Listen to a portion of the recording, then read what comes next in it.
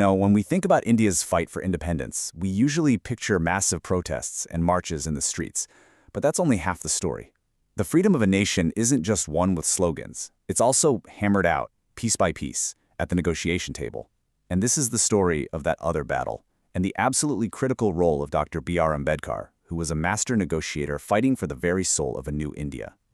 So it really makes you ask a fundamental question. What does it mean for a nation to be truly free? Is it just about getting a foreign ruler to leave? Well, for Dr. Ambedkar, the answer was a resounding no. He believed this was the single most important question India had to answer, and it shaped his entire approach to the freedom struggle. So you've really got these two massive battlefields for India's freedom. The first one, on the streets. That's the one we all know, the mass movements, the agitation. But the second one, at the table, was just as crucial. It was a war of ideas, fought with legal arguments and constitutional debates. And it was on this battlefield that Dr. Ambedkar became one of the key architects of the new nation. For Dr. Ambedkar, this wasn't just a metaphor. He saw it as a literal war on two fronts. He argued, really passionately, that getting freedom from the British was only half the job. The other battle, maybe even the harder one, was winning freedom from India's own deep-rooted system of social oppression. And here's what he was really afraid of: that independence would just mean swapping one set of rulers for another, that the British would leave and an upper caste elite would take their place.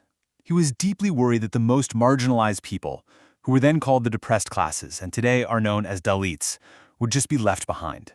For him, a freedom that didn't include everyone wasn't really freedom at all. Now, the main stage for these constitutional battles was all the way in London during what were called the Round Table Conferences. This was a huge deal. For the first time, Indian leaders were meeting with British officials to actually design India's future. And Dr. Ambedkar went there with one mission: to make sure the millions who'd been silenced for centuries finally had a voice. And his role there, wow, it was absolutely historic. He was there representing the depressed classes. And get this, he was one of the very few leaders who attended all three conferences. That consistency gave his arguments incredible power. He masterfully put social justice right at the center of every single debate, forcing both the British and the Indian nationalist leaders to think beyond just a simple transfer of power. So what was his big play? The cornerstone of his entire argument was a demand for something called separate electorates. The idea sounds complicated, but it's actually pretty simple. It was a system where the depressed classes would vote in their own elections to choose their own representatives. This way, their leaders would be accountable directly to them and not to the majority. And the logic behind this? It was incredibly powerful and, honestly, super pragmatic. He argued that without a guaranteed independent political voice, the majority would just steamroll their interests. Separate electorates were a concrete safeguard against what he called the tyranny of the majority. It was a tool to make sure the community could pick leaders who would genuinely fight for them, no strings attached. But, and this is a huge but, this one demand set the stage for one of the most famous ideological clashes in modern Indian history. It led to a fundamental, deep disagreement between two titans, Dr. Ambedkar and Mahatma Gandhi. So here you have these two completely different visions for India on a collision course. Gandhi was terrified that separate electorates would permanently fracture Hindu society, creating divisions that could never be healed. But Ambedkar saw it as the only way to guarantee justice. To him, it was a non-negotiable shield to protect Dalit rights. As he saw it, you couldn't have unity if it was built on injustice. And in 1932, this whole conflict just exploded. The British government actually agreed to Ambedkar's demand and granted separate electorates. In response, Mahatma Gandhi, who was in prison in Pune at the time, began a fast unto death. Can you imagine the pressure? Suddenly, the entire nation was looking at Ambedkar. He was now in a position where he wasn't just negotiating for political rights, but for the life of Mahatma Gandhi. The result of all this intense pressure was the Pune Pact.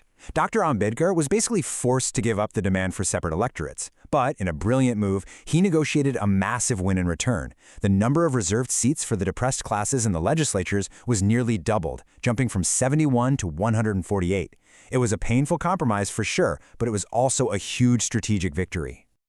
You know, this whole intense episode really shows you the deep philosophy that was driving Dr. Ambedkar. At his core, he was a constitutionalist. He firmly believed that real, lasting change doesn't come from protests alone, but from writing justice and fairness directly into the laws of the land. And look, you don't have to take my word for it. Ambedkar summed it up perfectly himself. He said, "The problem of the depressed classes will never be solved unless they get political power." For him, it was that simple. Social reform was just a dream without actual political power. Power was the key that would finally unlock the door to real equality.